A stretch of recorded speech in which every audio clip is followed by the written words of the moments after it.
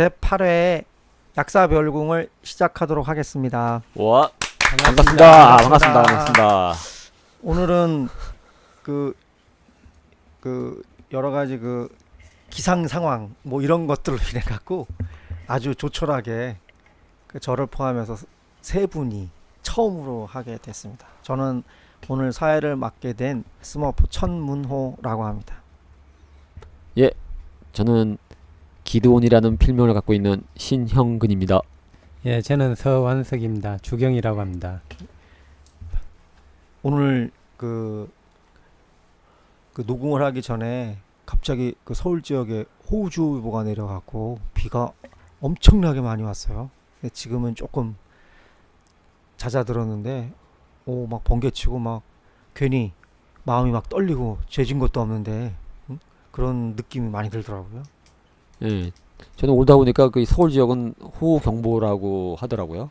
그래서 태풍이 올 때는 오히려 경계하다가 별 탈이 없이 내렸는데 오히려 경계하지 않았던 이 국지성 집중 호우가 아주 신경이 쓰이더라고요. 오늘도 겨우 왔습니다. 차가 너무 많이 막혀가지고 좀 오는데 어려움이 있었습니다. 예, 안 그래도 손님 중에서 한 달 전부터 좀 비가 왔으면 좋겠는데 왜 지금에서 오느냐, 비가 지금 오느냐, 좀 원망 섞인 말을 하는 것을 들었습니다.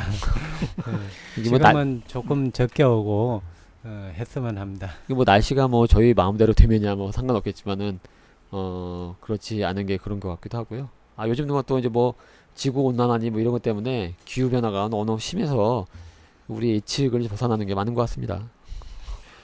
자, 그러면 오늘은 이게 제목만 들어도 좀 굉장히 어려운 듯한데 삼성 이재용 부회장이 약가를 자유화를 해달라고 하는 발언에서부터 논란이 되기 시작을 했고, 정부에서도 혁신성장의 카테고리 안에 들어가 있는 바이오 의약품이 무엇인가에 대해서 오늘 전반적으로 좀 살펴보는 그런 시간을 마련해 보도록 하겠습니다. 먼저 바이오 의약품의 일반적인 정의, 개념, 종류에 대해서 기도원님이 좀 말씀을 해주시죠. 예, 우리가 이제 명색이 약사임에도 불구하고 사실은 그동안 아마 제약회사를 다녔던 친구들을 제외놓고는 어떤 특별히 이제 약국에서 우리가 이제 이 약국에서 종사하고 있는 약사들 같은 경우에는 이 바이오 의약품, 뭐 화학 합성 의약품 이런 거에 대한 뭐 개념이 별로 없었을 것 같아요. 뭐 그런 거 잘 취급하지도 않고 기껏 알아봐야 뭐 백신 정도가 뭐 바이오 의약품 아니야? 뭐 이렇게 아마 우리가 공부를 했을 것 같은데, 저도 이걸 찾아보니까 이 바이오 의약품이 생각보다 상당히 많고 최근에 들어서 모든 제약회사들이 바이오 의약품을 이제 중점적으로 하는 것 같더라고요. 그래서 우리가 이제 이 부분에 대해서 우리도 좀 바이오 의약품이 정말 뭔지에 대한 기본적인 개념 정도가 좀 서야지, 그걸 기반으로 해서 왜 지금 전 글로벌한 제약회사나 국내 제약회사가 왜 이 바이오 의약품에 심혈을 기울이고 있는가, 그리고 이 바이오 의약품으로 가진 바이오 의약품은 왜 이렇게 가격이 비싼가, 그리고 바이오 의약품은 왜 가격을 결정함에 있어서 이렇게 갈등이 많은가, 이런 것들을 좀 이해하는데 도움이 될 것 같아요. 그래서 먼저 바이오 의약품에 대한 개념 정도를 좀 짚고 넘어가는 게 좋겠습니다. 먼저 주경님한테 한번 질문을 좀 드려볼게요. 예. 바이오 의약품하고 화학 합성 의약품의 차이점이 뭐라고 생각을 하세요? 바이오 의약품은 일단 사람이나 뭐 동물이나 이런 데 관계된 제품이라고 생각되고요. 예. 그러니까 화학적인 합성이 아닌 의약품을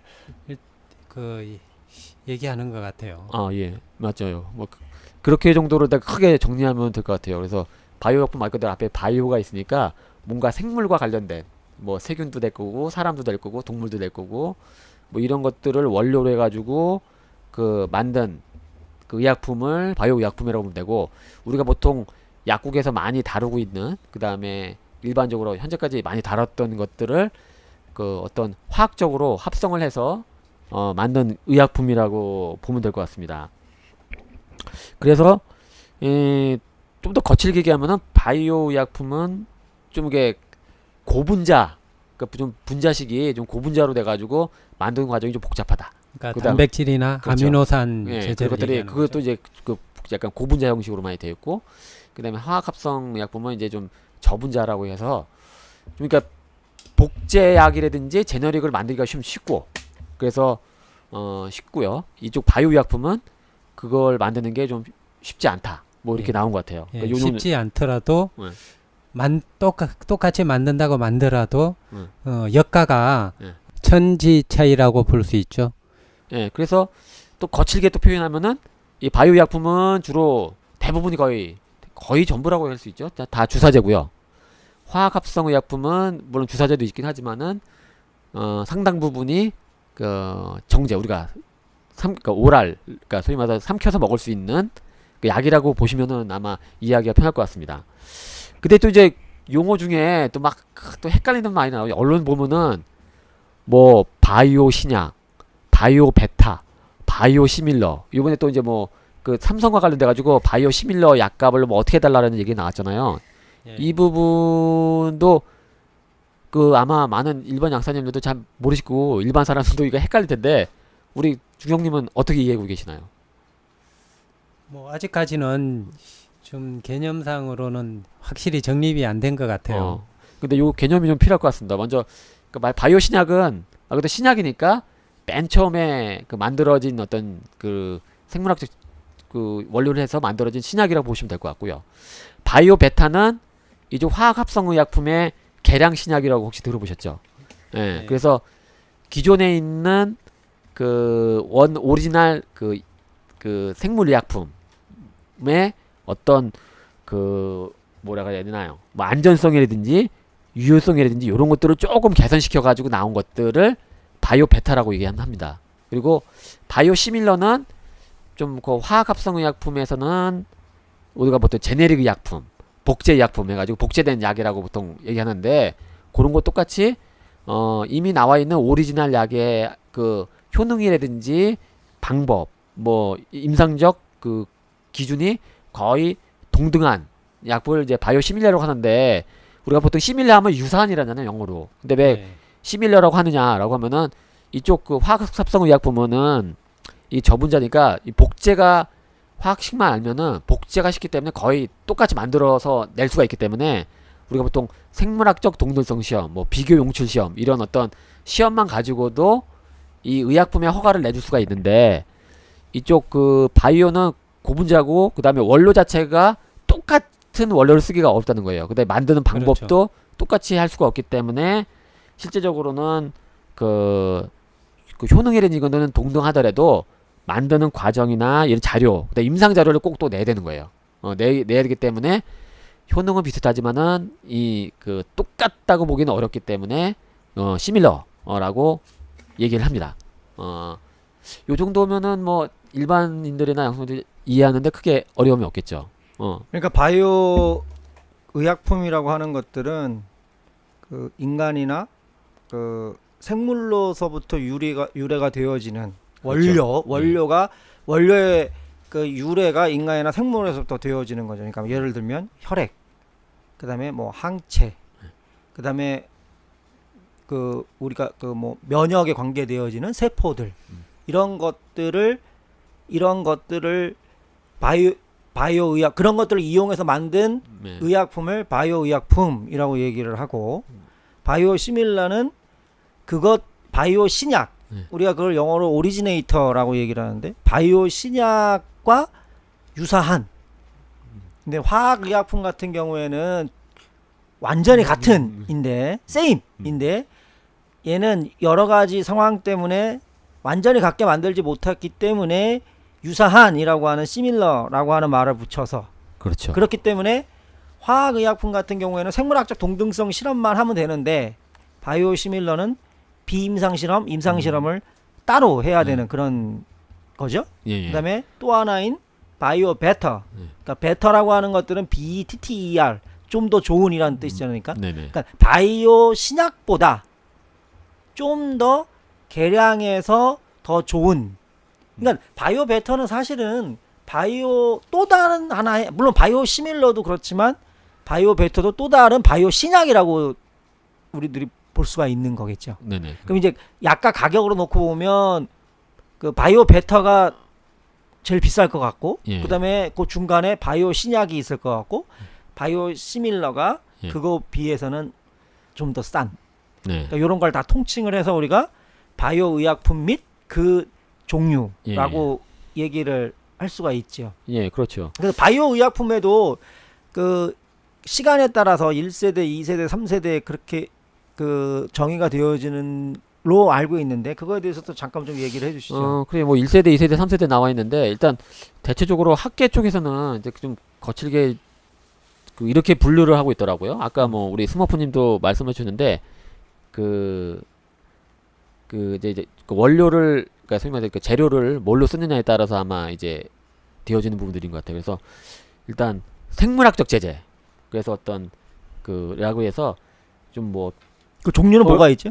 예를 들어서 뭐 백신 백신, 있죠. 백신 같은 백신이나 게. 뭐 그다음에 그 뭐 혈장 같은 거 있잖아요. 우리가 뭐 네.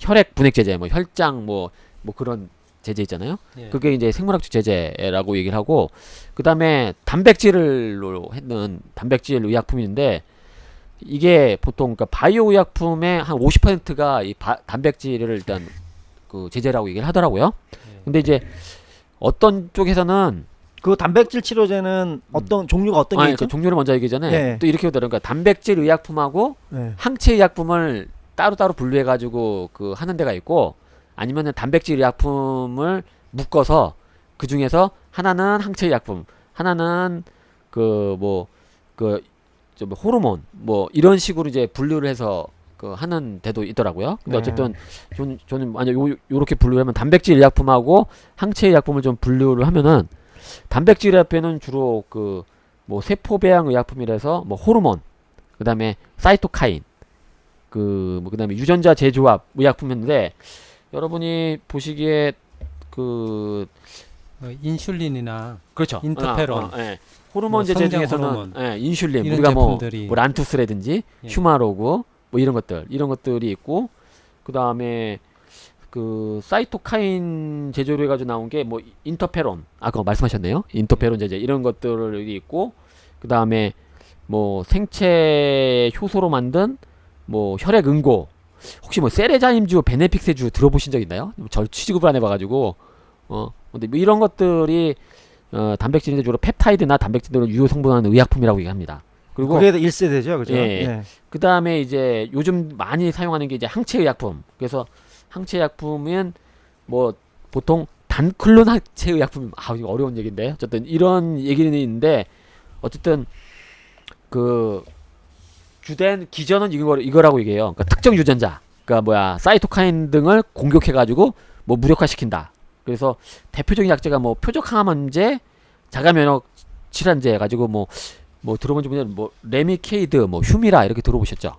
그러니까 이런 것들이 이 항체 의약품이라고 얘기를 합니다. 그러니까 이런 게 2세대 의약품이죠? 예, 2세대 예. 의약품, 세포배양 의약품이라고 저희들이 얘기하는데, 예. 그 항체 의약품이라고 하는 거는 아까 얘기했던 것처럼 뭐 루마티스 관절염이나 항암제 같은 것 중에서, 특히 항암제 같은 경우에는 그 세포의 특정한 항원이라고 하는 것들이 그 나와 있어야 돼요. 그러니까 그게 구별되어질 수 있는, 그러니까 정상 세포와 암세포 사이에 암세포만 있는 특정한 항원이라고 하는 부위가 있어야 되는 거고, 그 부위에 딱 맞는 항체인데 그 한 가지 종류의 항체만 있어서 그거를 단일 항체라고 얘기하거든요. 영어로는 이제 모노크로널 엔티바디라고 얘기해서 그거를 그 대량으로 생산하게 만들 수 있는 기술이 있고, 그렇기 때문에 그 특정 부위에 작용을 하기 때문에 그 표적 치료제라고 하는 또 내용으로도 얘기할 수가 있고, 따라서 그 다른 데 많이 작용하는 것보다 고기만 특정으로 작용하기 때문에 부작용도 좀 적은. 그래서 네. 최근에 지금 기도원님 말씀하신 것처럼 그 바이오 의약품의 그 주 그 범위가 바로 이 2세대 예. 의약품인 세포 배양 의약품이죠. 예. 그리고 이제 그 다음에 넘어갈 게 이제 세포 치료제인데 요거는 지금 제가 알기로는 중국이나 이런 데서 왕성하게 지금 아마 임상 실험을 하고 있는 것 같아요. 그래서 일단 세포 치료제 일단 크게 또 두 가지로 구분을 하더라고요. 그래서 면역 치료제 가지고 면역 세포를 직접 주입을 하거나 면역 활성화를 통해서 암 세포를 제거하는 부분들. 이게 또 이제 그 안에 기전을 보니까 또 복잡하긴 하더라고요. 네. 그래서 면역 항암제 가지고 현재로는 뭐 녹십자 쪽에서 아마 이걸 좀 녹십자 뭐 랩셀, 녹십자셀 뭐 이런 그 시구의 그 제품이 나오는 것 같고요. 그 다음에 이제 우리가 많이 들어왔던 줄기세포, 그래서 줄기세포를 투여해서 조직재생. 근데 물론 이 줄기세포 말이 많고 정말 좀 논란이 많은 약이긴 한데 어쨌든 연골재생치료제 현재 뭐 메디포스트에 안토르젠 이렇게 좀 나오는 것 같고요. 그 다음에 그 또 이제 그 향후 그 바이오 의약품 할 때 또 이제 각광을 받고 있는 게 이제 유전자 치료제 해가지고 그 정상 유전자를 주입해가지고 결함이 있는 유전자를 대체 보완한다 라고 해서 뭐 척수성 뭐 근위축종 치료제라든지 연골 재생으로 뭐 쓴다 라고 일단 분류는 하고 있더라고요. 그러니까 아직은 뭐 크게 뭐 제품이 나와 있지는 않는데 뭐 코롱의 바이로메드 정도가 아마 있는 것 같아요. 아직 이거. 제품이 나온 건 아니죠? 그것까지 정확히 모르겠어요. 어쨌든 그 이렇게 그 관련 기업이 일단 그 연구를 하고 있는데 크게 이렇게 구분을 하고 있고 현재는 이 약 중에서 그 아까 얘기한 것처럼 그 현재 그 상업화가 잘 되고 있는 쪽이 그러니까 아까 항체 약품 저기 주로 이제 류마티스 관절염이라든지 뭐 크론병이라든지 이런 데 많이 쓰더라고요. 그러니까 이런 약들이 그 이미 개발되어서 이쪽 시장이 일단 되어져 있고요. 물론 이제 그 인슐린이라든지 성장 호르몬 그다음에 백신은 이미 예전부터 있어 왔었고 근데 이제 지금은 면역 치료제부터 유전자 치료 이쪽 그 영역은 현재 그 이제 제품화되었던 분들이 좀 드물기도 하고 향후 좀 그 임상 시험을 통해서 계속 진행하는 그 정도 상황인 것 같습니다. 그러니까 이 세포 치료제 저희들이 그 세포 치료제 지금 말씀하신 것처럼 세포 치료제가 두 가지로 크게 나눠질 수가 있죠. 그 줄기세포 치료제라고 하는 거하고 면역세포 치료제라고 하는 거하고 나눠질 수가 있는데 이 줄기세포 치료제 같은 경우에는 체내에서 어떻게 그 들어가서 어떻게 분해가 되고 그 분해가 되는 메커니즘이 무엇인지라고 하는 것들을 그 명확하게 알 수가 없어요. 그러니까 조금 심하게 얘기하면 사실은 암 같은 것들이 이런 줄기세포 같은 거를 통해서 분화를 통제할 수 없을 정도로 많이 퍼져나가는 것들이 암세포거든요. 그러니까 물론 지금 이 줄기세포도 그런 그 성질상 그런 성질이 좀 있는 거고 그거를 통제할 수가 없기 때문에 사실은 줄기세포 같은 경우에는 많은 부분 연구도 지금 잘 안 되어져 있기도 하고 상용화되어져 있는 것도 극히 드문 의사들서부터가 그 효능 효과 부분에서 확신성이 없기 때문에 많이 쓰지 않는 부분들이 있죠, 그죠? 뭐 우리나라에서는 그 카티스템하고 뭐 하티셀 정도가 아마 말고 또 우리나라 나온 유일하게 이 성체 줄기세포를 통한 제품이 허가는 받았어요. 근데 그 전 세계적으로는 사실 이게 허가받은 데가 없는 걸로 알고 있고 세계적으로도 이 줄기세포를 이용해서 그 의약품으로 허가된 데가 정확히 기억은 안 나는데 뭐 한 개인가 정도만 그걸 봐서는 아직까지 이 줄기세포 부분들이 그 상용화되거나 그 다음에 이 부분들이 될 건지에 대해서는 아직 좀 회의적인 시각이 일단 많다 정도가 있는 것 같습니다. 아까 또 말씀하셨던 면역세포 치료제 같은 경우에 그 노바티스에서 만들어낸 그 킴니아라고 하는 게 있어요. 근데 이거는 굉장히 비싸요. 그러니까 이 킴니아 같은 경우에는 치료에 필요한 제반 비용, 예를 들면 입원료라든지 뭐 부작용 발생 방지를 위한 처치료 같은 것들을 모두 포함을 하면 100만 달러에서 150만 달러 정도가 들어갑니다. 그러니까 따라서 이게 보험이 안 되죠. 그러니까 실제 놓고 그렇게 할 수밖에 없는 게 그 소위 말해서 정밀의학이라고 해서 우리가 이런 거 얘기할 때 꼭 나오는 게 맞춤형 의료라고 맞춤형 약품이라고 하는 얘기를 많이 하잖아요. 네. 그 맞춤형 약품의 대표적인 게 이 면역세포 치료제거든요. 근데 그게 이제 왜 맞춤형이냐면 그 이제 이런 일이 있으면 안 되겠지만 예를 들어서 이제 기드온님이 만약에 문제가 생겼다 그러면 기드온님한테만 맞춤형 면역세포 치료를 하는 거예요. 다른 사람한테는 못 쓰는 거죠. 그러니까 예. 실제로 놓고 보면 이제 다른 사람도 쓸 수 있게끔 그런 표준형으로 만들어 놓은 표준형 의약품을 만들려고 노력은 하고 있지만 현재는 그게 좀 어려워서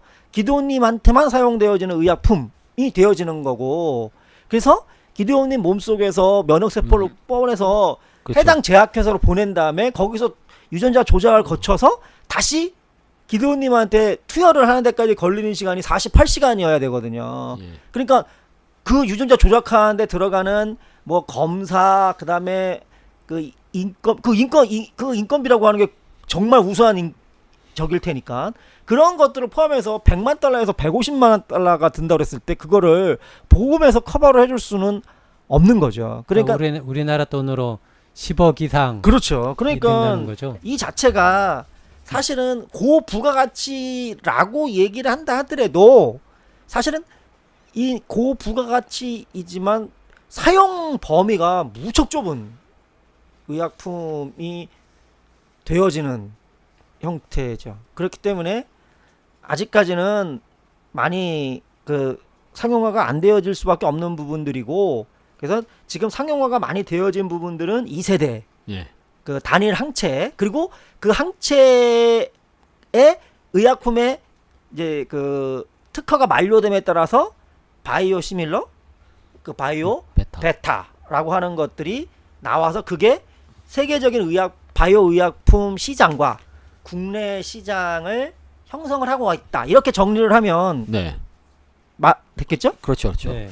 그래서 귀양 또 이제 얘기를 스머퍼님이 해주셨으니까 바이오 의약품에 관련된 그냥 기본적인 개념이 좀 잡혔을 것 같아요. 근데 이걸 기준으로 보면 왜 바이오 의약품은 정말 그 전 세계적으로 지금 각광을 받고 있느냐, 시장이 크느냐라고 이제 봤을 때 사실인 것 같습니다. 그리고 이제 많은 그 이제 뭐 그 증권가에서 나온 뭐 보고서라든지 그 다음에 이쪽 그 뭐 바이오 의약품 그 의약품 이런 것들을 보는 여러 가지 그 연구소에서 나온 자료를 보면은 이쪽이 아마 그 성장률이 높다라고 판단을 하는 것 같아요. 그리고 이미 이제 합성 의약품에 대한 부분들은 많이 성장 부분들이 너무 많이 됐기 때문에 그 쉽게 얘기하면 좀 그 레드 마켓이 됐다라고 판단한 것 같고 이쪽은 좀 블루 오션이다 라고 이제 생각을 하는 것 같아요. 아 그러면 그 이제 네. 그 바이오 의약품의 개념은 그렇게 하고 그 바이오 의약품의 국제 시장의 규모나 그 전방에 대해서 물론 뭐 저희들이 이 부분에 있어서는 뭐 전문가는 아니지만 한번 그 기도원님이 좀 정리를 해주시죠.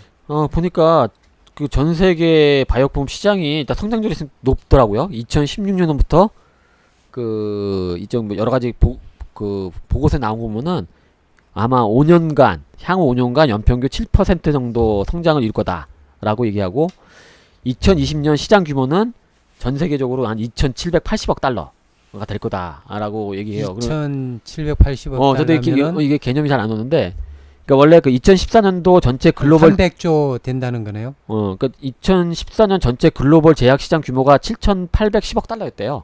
예. 그러니까 거기에서 그 당시에는 그 바이오 약품 시장 규모가 1,790억 달러 한 23% 정도 했는데 2020년도에는 2,700억 그러니까 1,000억 정도가 올라가니까 만약에 하면은 퍼센트가 한 30% 넘게 아마 잠식한다고 보시면 될 것 같고 그러니까 2020년 여기서는 한 27% 30% 정도로 될 거다라고 얘기를 하고 있어요. 그리고 가장 중요한 거 보니까 그 글로벌 상위 100대 의약품 그러니까 워낙 바이오 의약품이 가격이 비싸다 보니까 사실 이렇게 된 것 같긴 한데 글로벌 100대 의약품 매출 비중이 2006년도에는 합성 의약품이 79% 그리고 바이오가 21%였다면은 2014년도에는 바이오가 44% 합성이 56%예요. 근데 2020년에는 거의 비슷해요. 그러니까 46, 바이오가 46, 그 다음에 그 합성이 54% 정도로 그 시장 그 글로벌 100대 의약품, 그러니까 물론 다 따지면야 아까 인 것처럼 한 70대 30 정도 되겠지만은 100대 의약품, 제일 잘 나가는 100대 의약품 중에서는 거의 5대 5 정도로 될 거다라고 하고 있고요. 사실상 또 2015년도에 그 글로벌 상위 100대 의약 10대 의약품이 중에서 8개가 다 바이오였어요. 그 바이오 약 중에서 아까 인 것처럼 주로 2세대 예, 약품 뭐 이렇게 휴미레라든지 그다음에 그 뭐 엠브렐, 레미케이드 이런 약들이 그거 전부 다 루마티스 치료제죠. 예, 그다음에 거기다 이제 들어간 게 이제 허세틴 유방암 치료제. 그다음에 이제 그 이제 1세대긴 그다음에 뭐 이제 그 잘 원래부터 잘 나갔던 뭐 인슐린, 란투스라든지 그다음에 그 폐렴 백신들, 프리베나 이 정도가 들어가 있긴 한데 어쨌든 8개가 된 거고요. 합성의약품은 그 뭐 그 가장 그 가격이 비싸가지고 됐던 C형 간염사든 하모니 뭐 이 정도가 좀 들어갔던 거죠. 그러니까 이 정도가 된 거예요. 세계적으로 그렇고 우리나라 같은 경우 세계적으로 그런 이제 그런 비율로 이제 비율이 정해질 거다라고 하는 부분들에 대한 예상이 있고, 그거는 당연히 그 세계 그 다국적 제약사들이 네. 그 지금 어느 쪽으로 투자를 많이 하고 있느냐라고 예. 하는 부분과 긴밀하게 연동이 되어져 있겠죠, 그죠? 예, 그렇죠. 그래서 그 제가 본 또 자료에 따르면은 그 국제 그 뭐야 소위 우리가 글로벌 회사라고 하는 회사 중에서 상당 부분의 그 매출을 보니까 해가 갈수록 그 바이오 의약품하고 그 합성 의약품의 어떤 그 매출액이 거의 유사해지고 있어요. 그러니까 뭐 이렇게 100으로 거의 한 6대 4 정도. 어떤 데는 뭐 거의 5대 5 정도로. 뭐 이렇게 주로 바이오 많이 했던 데는 5대 5 정도. 좀 물론 좀 벌어진 데는 7대 3인데 거의 그 바이오 의약품에 대한 점유율이 계속 올라가고 합성 의약품의 점유율은 좀 낮아지는. 이런 바이오 거죠. 의약품을 제일 많이 쓰는 나라가 어디입니까? 아무래도 미국이겠죠, 그죠? 그렇겠죠. 그러니까 미국이 아무래도 제일 많이 쓸 거고. 시장이 뭐요? 지금 한 전체 시장 규모 중에서 한 40%를 넘으니까요. 그다음에 유럽, 예. 그다음에 뭐 중국, 일본, 일본, 이렇게. 인도 뭐 예. 이런 정도 순으로 아마 국제적인 시장은 그 형성이 되어질 거고, 국내 상황은 어떤가요? 국내는 조금 그 아직은 좀 미미한 수준인 것 같습니다. 우리가 2015년도 바이오 의약품 시장 규모를 보니까 1조 6,406억 원. 근데 그 당시에 전체 규모가 한 19조 원이었으면 한 10.5%였고요. 아까 그 똑같이 2015년도에 예. 전 세계에서는 23%에서 25% 정도가 그쵸. 바이오였는데 예. 한국 시장은 지금 예. 10% 정도가 된다는 얘기죠. 같은 그렇죠. 예. 그 2015년도를 기준으로 놓고 봐도 예. 그리고 현재는 그 우리나라 국내 등록 업체가 뭐 좀 여러 개 있는데 그 중에서 그 국내 등록 업체별 그 얀센이 있긴 한데 그 빼고요. 국내 회사라고 볼 수 있는 셀트리온이나 녹십자, 그다음에 LG 뭐 이렇게 있는데 이 녹십자 같은 경우는 뭐 백신을 많이 만들어내니까 원래부터 뭐 그건 좀 그 하더라도 주로 이제 국내에서 판매되는 것보다 좀 수출을 많이 하는 것 같아요. 그래서 이제 셀트리온 같은 경우에는 주로 유럽에 좀 좀 진출을 좀 했죠. 왜냐면 이제 그 몇 가지 그 바이오 약품 중에서 특허가 풀리면서 나왔던 약들 중에 있어요. 아까 뭐 우리가 얘기했던 바이오시밀라. 그렇죠. 예, 그 되면서 이제 셀트리온이 많았고 그다음에 셀트리움은 미국 FDA에도 허가를 해서 미국에도 들어가 있죠. 그것까지는 램시마라고 아마 램시마가 있긴 한데 네. 들어가 그게 있을 거예요. 유럽은 들어갔는데 미국은 미국도 들어가 있어요. 네, FDA 허가가 났어요. 아 그렇군요. 아 맞아. 2016년도에 판매 승인을 받았다는 얘기가 있긴 하네요. 네. 그리고 이제 우리가 이제 오늘 주목하려고 하는 네. 그 삼성 바이오 에피스가 그 이제 바이오젠하고 같이 합자잖아요. 그 바이오젠 합자인데 그 삼성 바이오로직스하고 그 바이오젠하고 같이 이제 합자를 해서 이제 에피스를 만들어서 운영하고 있는데 여기서 이제 두 개의 바이오 시밀러가 또 유럽에서 그 판매를 했는데 2018년도에 그 금액, 내가 정확히 기억은 안 나는데 2017년도 전체 매출액을 봤을 때 한 2배 정도 뛰어오른 것 같더라고요. 그래서 주로 이쪽 우리나라는 좀 현재 그 수출 정도로 많이 한 것 같고 그러면 자체적으로 만들어서 수출한 건가요? 아니면 위탁 생산해서 그 위탁 생산은 좀 이따 설명을 하겠지만은 이제 삼성 바이오로직스가 위탁을 하는 거고 삼성 바이오 에피스는 주로 이제 그 바이오 시밀러를 하려고 했던 했는 거고요. 거기에 이제 바이오젠하고 같이 이제 어떤 협력을 통해 가지고 실질적으로 이제 바이오젠이 유럽 쪽에 어떤 또 판매량을 가지고 있으니까 여기서 이제 개발한 것들을 가지고 이제 했는데 바이오젠이 그 기술 같은 것들까지도 도움을 줬는지는 잘 모르겠는데 어쨌든 일단 위탁 생산했으니까 바이오 시밀러를 만드는 부분들은 뭐 어렵지 않았을까라고 생각되긴 합니다. 예. 그걸 잠깐 설명을 하면 그 바이오로직스, 삼성 바이오로직스는 밑에 그 삼성 에픽스라고 있죠. 에픽스. 그 에픽스가 삼성 바이오로직스하고 그 미국 바이오젠하고 그 50대 50에 그 서로 계약이 되어져 있는 상황이에요. 그러니까 그걸 우리가 합작회사 합작인데 그죠? 그게 콜옵션이라고 해서 그거를 그 바이오젠이 요구를 하면 50% 정도까지를 주식을 매입을 할 수 있는. 근데 지금은 그렇지 않은 것 같고요. 예. 그런데 그 에픽스라고 하는 회사는 말하면 연구 회사고 삼성 바이오로직스라고 하는 회사는 생산회사 네, 생산. 연구 개발은 바이오 에픽스에서 하고 그러니까 바이오 에픽스를 바이오로직스가 바이오젠과 같이 투자를 해갖고 만든 그러니까 바이오 에픽스 위에 바이오로직스가 있고 또 그 바이오로직스 위에 이제 문제에 제일 모직이 있는 거죠. 제일 모직.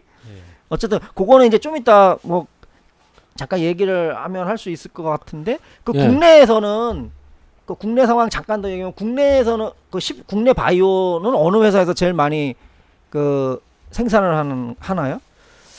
그러니까 지금 금액으로 따지면은 일단 뭐 셀트리온이 뭐 넘사벽이죠. 넘사벽이고 삼성은 사실 국내에서는 좀 미미한 것 같더라고요. 뭐 액수가 제가 자료를 보니까 국내 판매는 사실 좀 미미한데 이제 저쪽 유럽 쪽으로 나가면서 매출이 좀 크다라고 좀 나가 있고 그다음에 이제 아무래도 전통적인 뭐 녹십자가 수출액도 그렇고 뭐 백신 이런 걸 통해서 액수가 좀 큰 것 같고요. 그다음에 나머지 뭐 ST라든지 뭐 저기 LG 생명과학이라든지 어디기는 좀 되게 좀 미미한 것 같습니다. 그러니까 우리나라의 그 바이오 시장 자체가 아직까지 규모가 작고 예. 그렇기 때문에 우리나라 제약회사들도 국내 시장보다는 그 수출을 하려고 하는 네.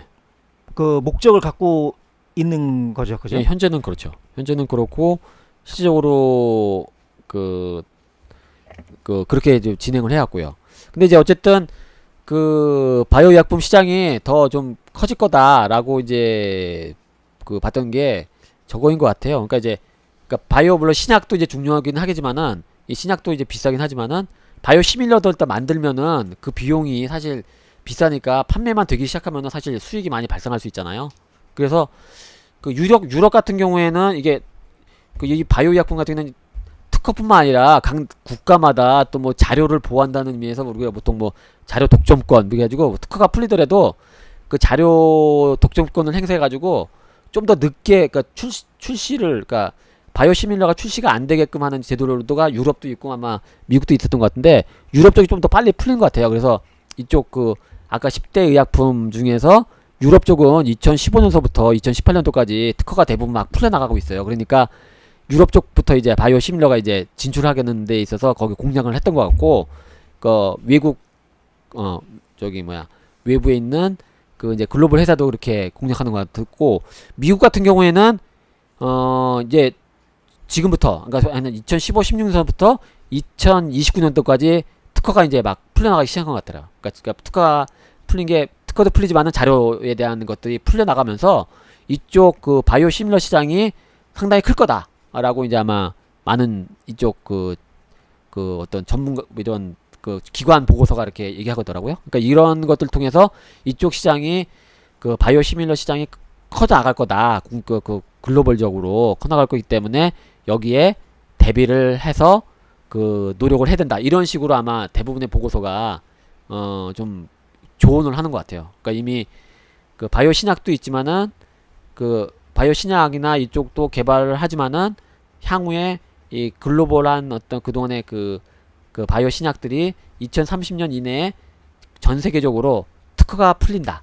그러니까 여기에 맞춰서 그 어떤 시장을 개척해라. 뭐 이런 그런 시그널이나 신호를 계속 보내고 있는 것 같더라고요. 근데 그게 그 요번에 그 문재인 정부에서 얘기했던 그 혁신의 그 카테고리에 그 바이오가 들어가는 그 바이오를 통해서 기술도 향상을 하고 그 기술을 통해서 생산 수출도 많이 하고 그걸 통해서 또 뭐 일자리도 늘어나는 형태의 어떤 이런 그 장밋빛 얘기를 하는 것 같은데 네. 그게 정말 장밋빛인지에 대해서는 조금 의문이 좀 많이 들어가는 부분들이 저는 좀 있는 것 같아요. 그 첫 번째 이유가 그 미국은 사실은 바이오시밀러 시장이 굉장히 장벽이 그 높거든요. 그러니까 예. 요번에 저번에 그 오바마 케어라고 하는 거기 내용에도 들어와 있는데 2016년도에 만들어진 그 바이오 시밀러 같은 경우에는 12년 동안 자료 독점권을 바이오 신약한테 줬어요. 그렇기 때문에 그 자료 독점권을 줬기 때문에 바이오 시밀러가 다시 처음서부터 미국 시장에 들어가 가지고 FDA 허가를 얻으려면 자체적으로 뭐 임상, 비임상 실험을 해야 되는 거죠. 그러니까 엄청난 돈이 많이 들어가는 형태가 되어질 거고, 두 번째는 그 우리들이 그 PMS라고 있잖아요. 그 의약품 시판후 그 의약품이 안전한지를 보는 그런 그 PMS라고 하는 제도가 있는데, 이 바이오시밀러는 PMS를 반드시 그 통과를 해야 됩니다. 근데 미국 의사들이 PMS를 통과하지 않은 그 의약품은 처방을 하질 않아요. 그러니까 미국 의사들이 처방을 해줘야지만이 그 PMS를 할 텐데, 미국 의사들이 PMS를 통과하지 않은 양을 잘 처방을 하지 않기 때문에 이 바이오시밀러라고 하는 것들이 미국에서 과연 그 미국 기업을 제외해놓고 다른 나라 기업들이 그 시장을 뚫고 들어갈 수 있느냐. 아까 제일 많이 사용하는 데가 미국이라고 그랬고, 바이오 신약보다 약 가격이 좀 싼 게 바이오 시밀러인데, 그 미국도 바이오 시밀러라고 하는 부분들을 그 많은 부분에서 들어오면 미국 전 약가 차지하는 비중이 떨어지지 않겠어요. 그러니까 그렇죠. 그럼에도 불구하고 그 안전성 규제가 굉장히 강하기 때문에 과연 미국 시장을 뚫고 들어갈 수 있는지에 대해서 회의적으로 보는 사람들도 굉장히 많다. 그건 아마 미국만큼 아니더라도 유럽도 거의 마찬가지 그런 규제를 갖고 있기 때문에 과연 바이오시밀러 시장이 그 커질 수 있을 것인가라고 하는 부분에 대해서는 반드시 장밋빛만으로는 보기는 좀 어려운 거 아닌가라는 생각이 좀 들어가는데요.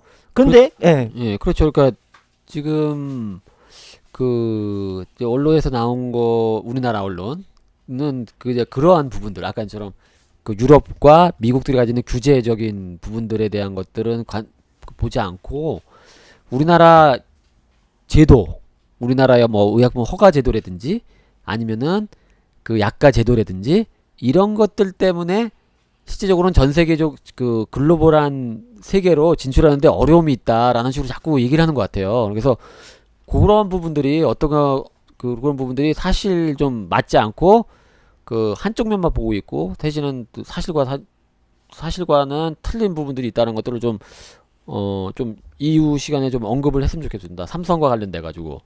그 이게 또 하나 또 재밌는 발표를 했었었는데, 8월 15일 날 아마 얘기가 나왔을 건데, 금감원에서 그 이 제약 바이오 기업들이 임상 실패나 개발 중단을 숨기는 경향이 있어서 투자자 피해가 우려된다라고 해서 그 공식 관행을 고치라고 하는 내용들을 발표를 한 적이 있어요. 거기에 보면 그 신약 개발 임상 시험은 2013년에서 2016년도까지 총 2230건을 했는데, 이 중에 166건만 중단 사실을 식약처에 보고를 했고 나머지는 보고를 하지 않았다는 거예요. 또한 신약 개발 성공률이 10%밖에 안 된다라고 하는 부분들도 잘 알리진 않았다는 얘기가 나오고, 이건 이제 전체 신약, 화학의약품과 그러니까 바이오를 포함한 전체 신약에서 그렇고 또 하나 재미있는 거는 바이오 시밀러에 대해서도 얘기가 있어요. 그래서 금감원은 바이오 시밀러가 시장을 선점한 제품과 가격 경쟁을 벌여 시장 점유율을 늘리기 쉽지 않다고 진단을 했다. 그렇기 때문에 바이오 시밀러에 투자를 할 때는 조심하라고 얘기를 하고 반드시 그런 것들을 개발한 회사들은 공시를 해야 된다라고 금감원에서 그 발표를 한 게 있어요. 이런 거 놓고 보면 그 바이오 시밀러 시장이 그 정부에서 얘기하는 것처럼 물론 우리가 그 시장에 대해서 투자도 해야 되고 또는 그 더 좋은 신약을 개발하기 위해서 그 많은 부분에 노력을 해야 되지만 그 이면에 있는 그 어두운 면이 이런 면이 있기 때문에 이런 것도 충분히 좀 고려가 돼야 되는 부분들이 있지 않느냐라고 생각이 되어지고요. 예. 그 자연스럽게 그래서 그 올 8월 초죠, 그죠? 예, 8월 초. 그 삼성 이재용 부회장하고 그 경제부총리 김동연 부총리하고 만났을 때 얘기가 되어졌던 그 바이오 약가 문제에 대해서 그때 얘기가 됐어요. 근데 이 약가라고 하는 부분의 문제가 사실은 일반인이 알기도 어려운 거고 또 약국에 있는 약사들도 이런 약가 문제에 대해서는 잘 모르죠. 그러니까 그 약가 문제에 대해서 바이오 약가는 어떻게 결정이 되는지에 대해서 기도원님이 좀 쉽게 설명을 좀 해주시죠. 예. 일단 현재 우리나라 그 보험 약값, 그러니까 이제 그 처방전 없이 그냥 약국에서 사 먹는 거는 현재는 그냥 자율 가격으로 돼 있죠. 그래서 그 소비자가 돈을 내고 약값 사기 때문에 그래서 A 약품은 가격이 얼마구나, B 약품은 가격이 얼마구나 이런 것들을 이제 소비자들이 알 수가 있는데, 네, 일반 의약품이라고 그렇죠. 하죠. 이제 일반 의약품은. 네. 근데 이제 병원에서 처방을 받는 의약품은 이제 크게 뭐 전문약인데 보험약이 그 전문약은 대부분 다 보험약이죠. 그러니까 물론 이제 보험약이 아닌 경우도 있긴 하지만은 그런 보험 약값을 결정함에 있어서 우리나라 약값 제도가 그 조금 그 뭐라고 해야 되나 좀 좀 표현한다면은 그 예를 들어서 아까 우리가 얘기했던 게 뭐 오리지널 약, 그 다음에 복제약 이렇게 있잖아요. 근데 현재 우리나라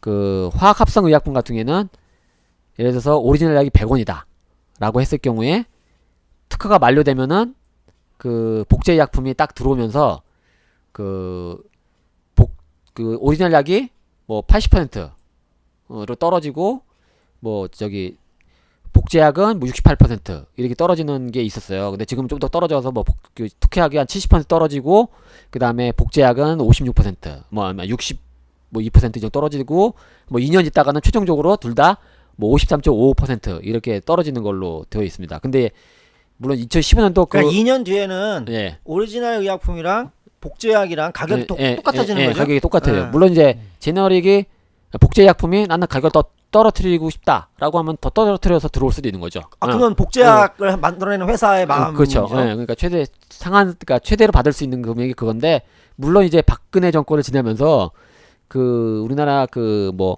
혁신형 제약 기업을 인증받은데, 그러니까 소위 말해서 그러니까 신청을 하면은 대부분 받아주긴 했는데 우리나라 제약회사의 상당 부분이 혁신형 제약 기업으로 되어 있는데 이름만 그런 그렇죠. 것 같아요. 혁신형 제약 기업을 받는 데는 이게 좀 더 그 약값을 더 주는 걸로 이렇게 되었습니다. 그래서 계량 신약 같은 게도 좀 주는 걸로 이렇게 되어 있는데, 바이오 약품 같은 경우에는 어떻게 되냐면 예전에는 오리지널 약이 100원이었으면은 그 바이오 시밀러는 70원으로 들어올 수가 있었던 거예요. 70원으로 들어오고 있고, 특허가 만료되면은 이제 이게 그 오리지널 약도 최대 70%까지 떨어질 수 있는 거 있죠. 떨어졌는데 2016년도에 또 그 박근혜 정권 때 약값 제도가 변화해가지고 그 바이오 시밀러를 가격을 80%로 올렸습니다. 그래서 특허가 만료되더라도 80원으로 이제 진입할 수 있게 해준 거예요. 그러면은 덩달아서 오리지널 약품도 80원 정도로 떨어지는 거죠. 그러니까 80원 정도에서 가격이 형성이 된 거예요. 그럼 가격이 거의 차이가 없는 건데요? 그렇죠. 그렇게 형성이 되어 있던 거죠. 이제 예전에는 70원을 떨어졌는데 이제 10원씩 올라간 거죠. 근데 그게 우리가 이제 70원, 80원이면은 뭐 얼마 차이 나지만 이제 한 걔네들 가격이 엄청 비싸니까 그렇죠. 그 10%만 해도 상당 부분 차이가 있어요. 그래서 뭐 A약 같은 경우에 예를 들어서 36만 원짜리의 약이 있는데 그게 70%로 떨어지면은 뭐 예를 들어서 20몇만 원인데 80%밖에 안 떨어지면은 뭐 30만 원 정도 한 뭐 5, 6만 원 정도 차이가 날 수가 있다는 거죠. 근데 어쨌든 요런 그 가격 구조를 가지고 있어요. 근데 가격을 예, 정부가 결정을 하면은 예. 그 가격에 따라서 소비자가 구입을 하게 되는 거죠. 물론 보험 재정에서 그렇죠. 지원해 보험 주니까 재정에서 이제, 예. 보험 재정에서 예. 그만큼 더 많이 지출을 하게 되는 거죠. 그렇죠. 어쨌든 그래서 약값을 제약회사에게도 좀 많이 그 쳐준 거죠. 더 떨어뜨릴 수 있는 예전에 그 구조를 가지고 있었는데 떨어졌는데 요번에 그 삼성 그 에피스 사장 이름이 고한승이라 하더라고요. 고한승 사장이 그 얘기했던 거는 이거예요. 그러니까 현재 우리 바이오시밀러 가격을 합리적으로 만들어 달라. 근데 그 합리적으로 만들어 달라는 이유는 합리적으로 만들어 달라는 주된 요지는 그 약값 구조를 좀 자율적으로 할 수 있게 만들어 달라라고 얘기합니다. 이게 뭐냐면은 하나는 저기 있어요. 그러니까 그 바이오시밀러가 들어와서 소위 말해서 영업을 좀 하려면은 오리지널보다 가격이 좀 싸져야 되잖아요. 근데 80원으로 들어왔네? 근데 80원으로 들어온 순간에 오리지널 약도 80원으로 떨어지네? 그러면 가격이 똑같잖아요. 그리고 약간 가격이 떨어지더라도 별 차이가 없으면은 기존의 관행대로 처방이 바이오시밀러는 처방하지 않고 오리지널 약을 처방한다 이거예요. 그러면서 그 요지는 자율적으로 정할 수 있게 해달라는 거는 우리는 80원으로 들어올 테니까 오리지널 가격을 강제로 깎지 말라 라는 어떤 메시지를 준 거고요.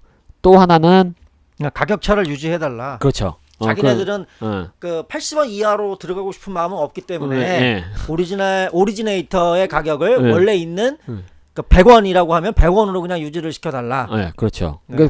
그러면서 그런 것들을 자율적으로 하기 위해서 국가나 정부 기구에서 약값을 결정하지 말고 이런 부분 바이오 관련돼서는 그 민간 자율 독립 기구를 만들자라고 하면서 약간 사실과 다른 걸로 이제 왜곡을 합니다. 그래서 미국이나 유럽 같은 경우에는 약값을 결정할 때 정부가 결정하는 게 아니라 민간 자율적으로 결정을 한다라는 식으로 약간 좀 그 우리가 알고 있는 그 얘기를 약간 비틀어서 그 자율적으로 하고 있다라는 식으로 하고 있는데 이 부분들은 뭐 사실 사실과 좀 다르죠. 뭐 미국 같은 경우에는 자율적으로 결정한다고 하지만은 실질적으로 그 제네릭을 많이 써라라고, 그러니까 복제약품 많이 쓰라라고 그래서 사실 민간 보험회사다 얘기를 하고요. 메디케어나 메디케이드는 그 공공기관에서 약값에 대해서 그 어떤 간섭을 하고 있는 거고, 유럽 같은 경우에도 각 나라마다 그 오리지널 약과 복제약을 관리하는 시스템을 다 가지고 있거든요. 그러니까 사실 이거 말이 안 되는데 어쨌거나 이런 식으로 해서 약값 부분들을 최대한 그 보장을 하면서 자율적으로 해달라. 그러니까 이게 주 요전인 거예요. 그러니까 우리가 좀 이익을 얻을 테니 건강보험이나 정부에서 좀 도움을 줘야 되는 거 아니냐. 뭐 쉽게 얘기하면은 뭐 이런 식의 의사를 얘기한 거죠. 그러니까 그 우리나라가 건강보험 체계이기 때문에 그 돈이 나오는 그 출구는 건강보험밖에 없잖아요. 그런데 그렇죠. 내가 내 마음대로 가격을 정해서 내가 영업을 마음대로 하니까 그거에 따라서 돈은 니네들이 내가 하는 대로 좀 줬으면 좋겠다라고 하는 네. 그러니까 얘기가 내준 가격을 거예요? 보장해 달라고 하는 거죠. 자기가 원하는 그러니까요. 가격을 정부에서 보장해 뭐 달라. 아까 우리 네. 처음에 얘기했을 때 이 바이오 의약품은 이 시장 점유율이 얼마 되지 않지만 액수는 상당히 크다고 얘기를 했었거든요. 예. 그렇죠? 그 점유율은 뭐 2대 8, 뭐 7대 3 정도 되지만 액수는 10대 의약품 같은 경우에는 뭐 거의 비슷한 형태가 되어질 텐데. 그러니까 자기네들이 지금 현재는 뭐 시장이 미미하긴 하지만 그 앞으로를 봐도 그 이 바이오 의약품이 그 성장한다고 가정을 했을 때 그 내가 그 성장한 만큼의 그 가격은 내가 받을 테니 돈은 건강보험에서 그냥 아무 소리 말고 줘라라고 하는 얘기가 되는 거죠. 그렇죠. 거의 강도적인 얘기네요. 그러니까 네. 그죠? 예, 그러면서 이제 꼭 한마디 하는 게 그렇게 가격을 인정해 줘야지 우리가 개발할 의사가 있고 그럼 빨리 들어오면은 그나마 우리가 빨리 들어가면은 이 오리지널 약보다 20% 싸니까 우리가 빨리 들어가면 게 경제적으로 그다음에 보험적으로 좋은 거 아니냐라고 또 얘기를 하는데 생각하면 너무 어쩌죠? 근데 이게 그 삼성이 그 지금 우리나라 시장 내에서 아까 말씀하신 기돈이 말씀하신 것처럼 10대 이렇게 그 이 매출을 보면 삼성이 거기에는 아직까지 들어가 있지 않거든요. 예. 더군다나 재밌는 거는 그 2012년, 13년, 14년, 15년인가? 이 삼성 바이오로직스는 적자였었어요. 적자 기업이었었거든요.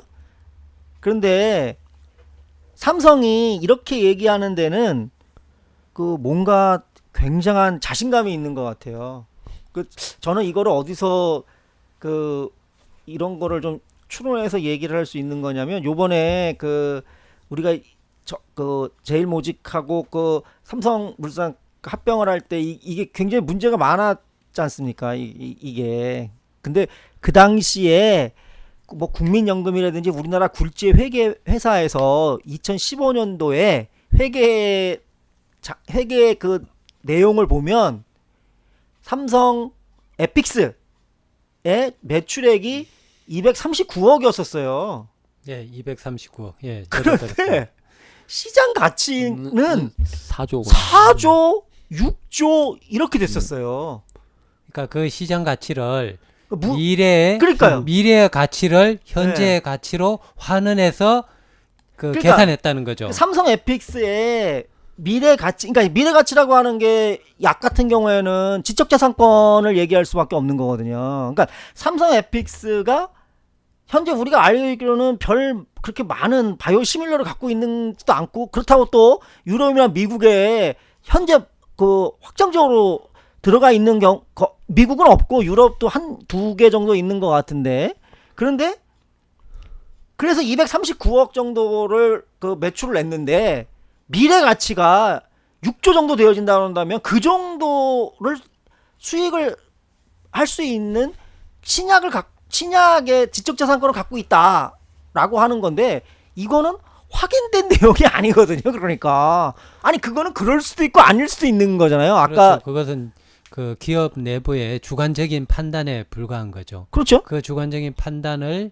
네. 가지고 그 삼성 그 바이오로직스에 대한 기업 가치를 높게 설정을 하고 그러니까 여기서 보면 그 지적재산권보다는 약가를 자유롭게 해서 이 약가를 통해서 어쨌든 일정 정도의 그 자기네들의 그 미래 가치를 실현시킬 수 있는 방법 중에 하나로 이거를 그 생각하고 있는 건 아닌가라고 생각이 들어가거든요. 예, 뭐 단적으로 그 김동연 부총리하고 삼성 이재용 회장과 그다음에 고한승 사장이 만난 다음 날 그 메시지가 딱 나간 다음 날 주식이 뛰었거든요. 또 저는 어. 약화뿐만 아니라 지금 삼성 바이오로직스에서 그 바이오 시밀러 제품을 그 지금은 대행 생산하고 있는데 이 대행 생산을 그 요즘은 뭐 바이오 CMO라고 하는데요. 이 대행 생산하고 있는 바이오 시밀러 제품을 쉽게 국내에서 허가를 제품 허가를 쉽게 할 수 있도록 무슨 조치를 하지 않았을까? 그런 건의를 하지 않았을까? 그런 생각이 들어요. 아니 그게 그거잖아요. 약값뿐만 아니라 그러니까 문재인 새로운- 케어에서 그 선벌 급여라고 하는 부분들이 바로 이제 그런 것들을 그 보장해주는 하나의 그 방법이 되어지는 거니까 진입을 쉽게 하는 거고 그 진입한 가격을 삼성 마음대로 받는 거고 그렇잖아요. 지금 이게 보면 문재인 케어의 선별 급여라고 하는 제도를 이용해서 진입을 쉽게 해서 그래서 효과나 안정성이 검증되지 않은 의약품을 환자들한테 투여를 하고 근데 투여된 약값은 자기네들이 그 마음대로 정하고 그래서 안정적으로 3년에서 5년 동안 그 보험 재정으로 받고 근데 아까 기도원님 말씀하신 것처럼 그렇게 진입을 해서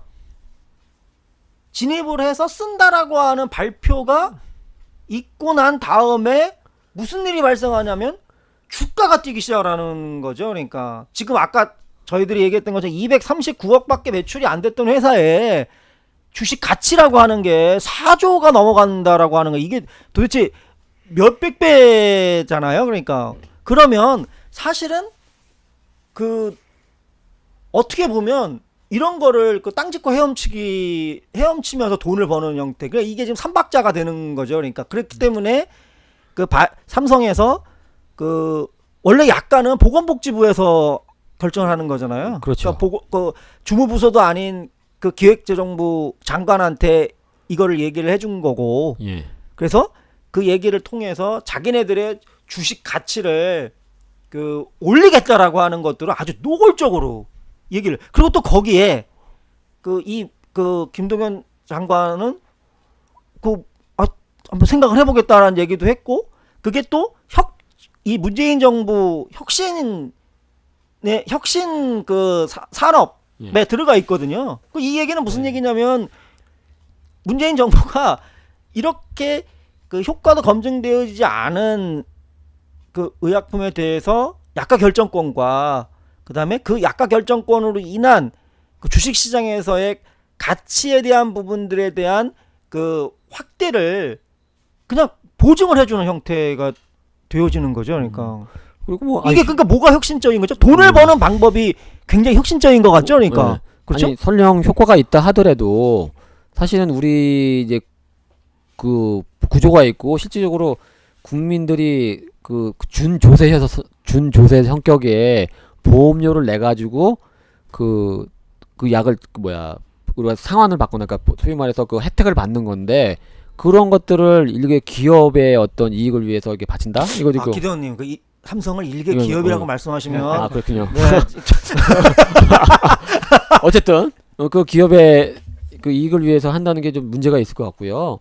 전 그 내용 중에 좀 되게 또 이제 그 이해가 안 되는 내용이, 얘네들이 그 약값을 그렇게 올려달라고 했던 이유 중에 하나가 유럽으로 진출하거나 그 미국으로 진출할 때 우리가 이 정도 높은 약값을 받고 있다라고 할 때 그 약값을 가지고 그쪽에다 협상을 할 수 있다는 얘기예요. 근데 요게 좀 논리적인 모순인 게, 아까 분명히 뭐라고 얘기했냐면은 미국과 유럽은 자율적으로 약값을 결정하고 있다라고 얘기했잖아요. 그럼 자율적으로 결정된다는 거는 다른 나라가 뭐 가격을 얼마큼 하는지는 중요한 게 아니라 여기 가서 너네하고 우리가 자율적으로 약값을 결정하자라는 이거 아니겠어요? 그렇죠. 좀 더 논리에 의하면은 네. 그러면은 우리나라에서 약값을 비싸게 받든 싸게 받든 그건 중요한 거 아닌데, 여기서는 비싸게 받아야지 가서 협상할 수 있다라고. 막상 또 우리나라에서는, 왜냐하면 저쪽에서 그 가격을 결정할 때 저쪽에서 우리 그 약값을 다 다른 나라 약값을 다 보고 있으니까 우리가 여기서 약값을 높게 받아야 돼라고 하면서,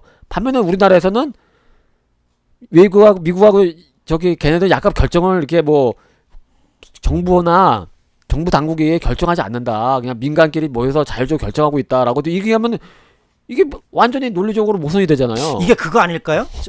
예를 들어서 저희들이 이 삼성이나 현대 같은 경우에는 사실은 저희들이 우리나라에서 많이 써주잖아요.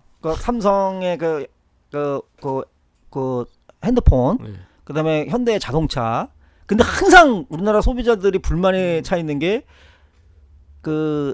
품질이 떨어지고 가격은 엄청나게 높다. 그래서 항상 문제가 되는 게 직구를 했을 때 훨씬 더 싸다라고 하는, 외국에서 사는 게 훨씬 더 싸다라고 하는 얘기를 하잖아요. 그래서 불만스러운 게 그런 부분이잖아요. 우리는 높게 해주고 그걸 그냥 당연하게 써주는데, 외국은 우리가 당연하게 써줘서 안정적으로 돈을 벌게 해주니까 외국 나와가지고는 가격 내리고, 그쪽에서는 저가로 하는 것처럼 이 부분도 우리나라 건강보험 재정을 이용을 해갖고 자기네들 마음대로 여기서는 돈을 받고, 외국에 나와가지고는 가격을 싸게 해갖고 어떻게든 간에 한번 해보겠다라고 하는 그런 좀 뭐라 그럴까, 기술력 갖고 승부를 거는 거는 아닌 것 같아요. 그러니까 국내 가격을 높게 형성을 하고 네. 높아진 국내 가격을 가지고 가격 외국 경쟁력을 가서, 가는 거냐니까. 예, 외국 가서 협상을 하면서 국내에서는 이렇게 받으니까 너희들 수출품에 대해서는 더 싸게 줄게. 예, 이런 그렇죠. 형 그런 형태가 되는 거죠. 식으로? 그러니까 그 뭐 우리한테 자동차나 이런 것처럼. 그래서 돈은 자기네들이 벌고 그 피해는 사실은 국내에서 가지는. 이렇게 되어지면 혁신이라고 할 수 있는 얘기를 할 수 있는 요소가 아무것도 없는 거죠. 그러니까. 예를 들어서 뭐 엄청난 바이오 신약을 만들어내는 것도 아니고 바이오 신약을 만들어내기 위해서 엄청난 투자를 하는 것도 아닌 형태고. 네. 그 사실 이렇게 따지면 결국은 그 규제 완화를 해서 그 돈을 버는 거는 그 삼성을 위시한 몇 개 그 이 바이오 제약 회사밖에는 없는 형태가 되어지는 거죠. 그렇죠. 그럼 그게 어떻게? 그럼 그 돈이 그러면 그 회사들이 그 돈을 벌고 난 다음에 과연 그 뭐 제대로 그러면 국내에다가 뭐를 그 이 소위 말하는 낙수 효과라고 우리가 얘기를 하죠. 그러니까 대기업이 돈을 벌고 그 돈이 밑으로 떨어지는 그거 10년 동안 해봤는데 실패했기 때문에 소득주도 성장으로 문재인 정부에서 지금 과감하게 그 방향을 전환한 거거든요. 그러니까 그 전환 내용과 지금 규제 완화라고 하는 혁신 성장이라고 하는 내용들이 사실은 그 뭐 문재인 정부에서는 그게 상호 보완적이라고 하지만 내용적으로 보면 현실적으로 보면 상호 보완이 아니라 상호 모순되어지는 형태일 수밖에 없는 그런 내용이죠, 그죠? 네, 그렇죠. 그래서 그 뭐 얘기했지만은 엄뜻 보면 좀 심하게 표현하면은 야 대한민국 사람들만 이거 호갱이냐라는 호갱이죠, 호갱. 이 판단이 들 수밖에 없고 이거 말고도 요구사항이 또 많아요. 뭐 지금도 사실 제약회사에게 그 세제 혜택 같은 거 많이 주고 있거든요. 특히 혁신 기업 같은데. 근데 또 연구개발 비용에 또 뭐 추가 세제를 뭐 해달라. 원료 물질 반입할 때 뭐 승인 과정을 뭐 좀 좋게 해달라. 뭐 이런 식으로 얘기를 하는데 이런 얘기를 자꾸 들을 때마다 국민의 안전, 건강, 그리고 국민이 내는 세금 이거는 보면은 뭐 우리가 그동안 여러 가지 뭐 바이오 헬스 산업의 뭐 발달 뭐 보면 거기에는 이런 내용은 거의 없어요. 그냥 어떻게 하면 제약기업이나 이쪽 그 생산자 이쪽이 어떻게 보면 이득을 가지고 그 뭐야 할 거니까는 아주 오밀조밀하게 아주 세부적으로 디테일하게 나와 있는데 국민에게는 나오는 거는 이런 게 되면은 접근성이 높아진다. 아니면은 빨리 진입을 하기 때문에 국민 건강이 좋아지겠다. 이런 추상적인 것밖에 없어요. 근데 이게 바이오 의약품은 전문 의약품이잖아요. 네. 그러면 그 접근성이 좋아지려면 돈을 내야 되잖아요.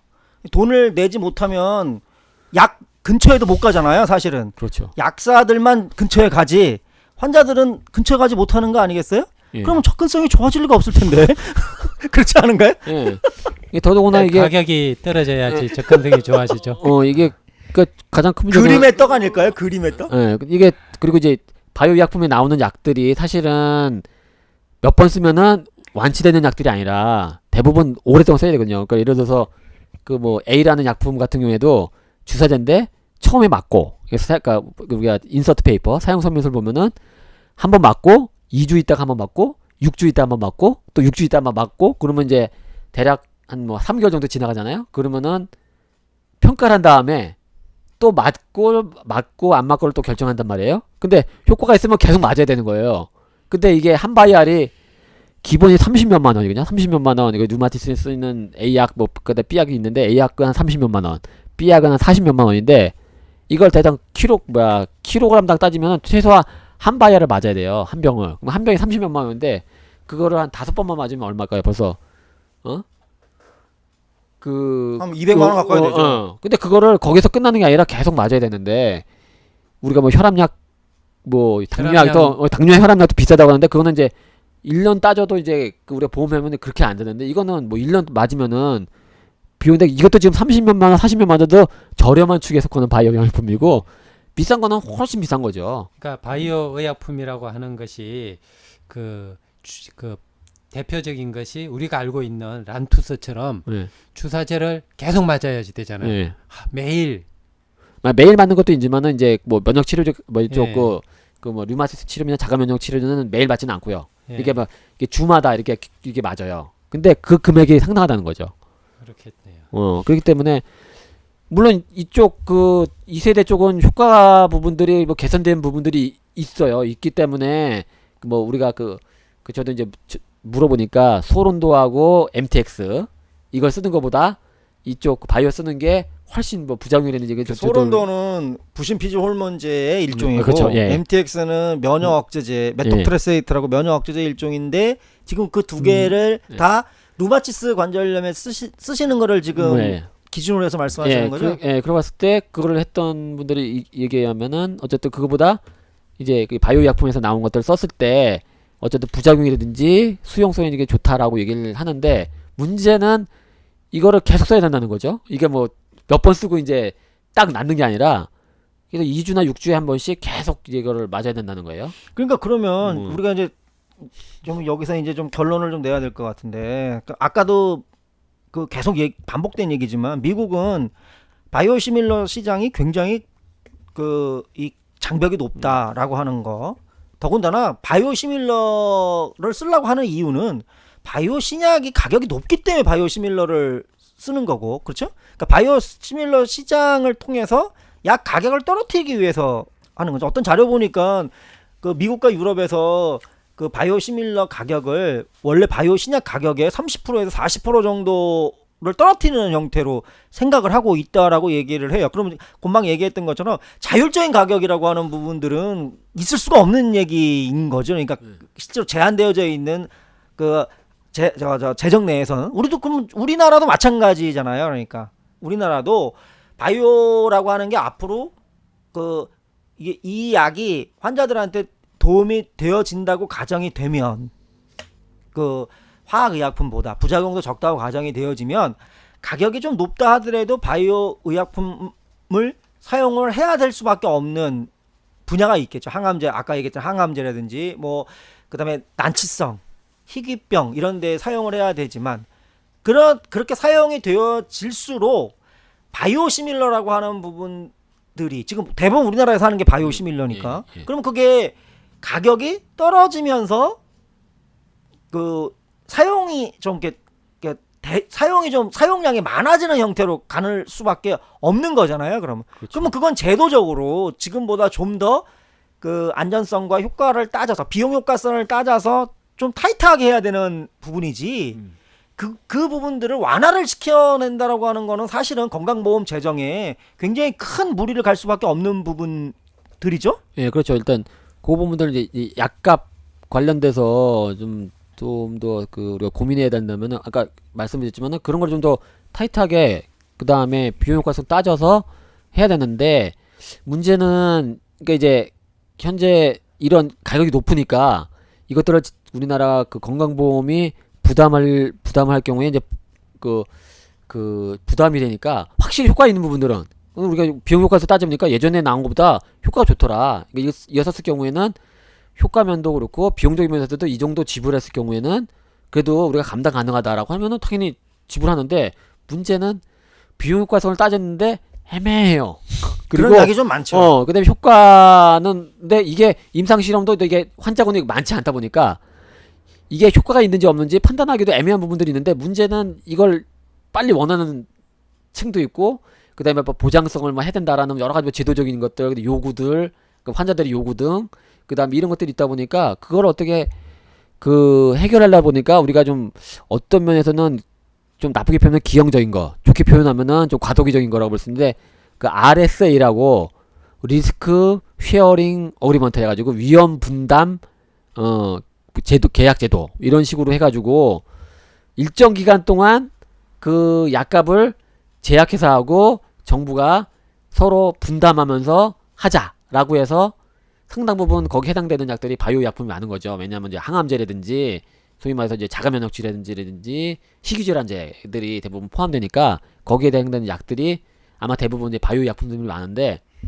결국에는 이런 것들을 통해서 우리가 해결을 자꾸 이제 좀 과도기적으로 좀 해결하려고 지금 전혀 이제 진행이 되고 있는데 여기에 아까 인 것처럼 명확하게 비용 효과를 따져서 나름대로 그 판단이 들면은 급여완으로 빨리 들어와가지고 하면 되는데 문제는 판단의 근거가 별로 없는 부분들이 많다는 거예요. 그리고 그 임상적인 어떤 데이터가 없는 것들도 있고, 그리고 효과가 애매한 것도 있고, 효과가 좀 있다 하더라도 기존에 있는 치료법보다 너무 비싸가지고 이걸 쓰는 부분들이 감당 가능하지 않는 부분들이 있는데, 이런 부분들에 대해서 현재는 그 우리가 이제 위험 분담 계약, 나중에 우리가 좀 시간이 되면은 위험 분담에 대해서 다 한번 좀 얘기할 그 계약이 있으면 좋겠어요. 물론 여기서 얘기는 좀 너무 또 주제가 많기 때문에. 근데 어쨌든 이런 걸 통해서 지금 해결하고 있는데, 이거는 이제 임시 방편이라고 생각을 해요. 이 부분이 그 근본적인 해결 방법은 아닌 것 같고, 어쨌든 근데 이런 약값 제도에 대해서 그 정부나 그 다음에 그 보험 당국자, 그다음에 건강보험공단, 심평원이 어떻게 해야 될 것인지에 대한 부분들을 좀 더 명확하게 입장을, 비용 효과성이라는 부분들은 좀 더 원칙을 가지고 그 해야 되지 않느냐라는 생각이 좀 들긴 해요. 그리고 그 물론 유독 그 약간 유연성은 있어야 되겠지만은 이 부분에 대한 그 원칙을 어떻게 가져갈 거냐라는 부분들. 그러니까 환자들이 이제 원한다.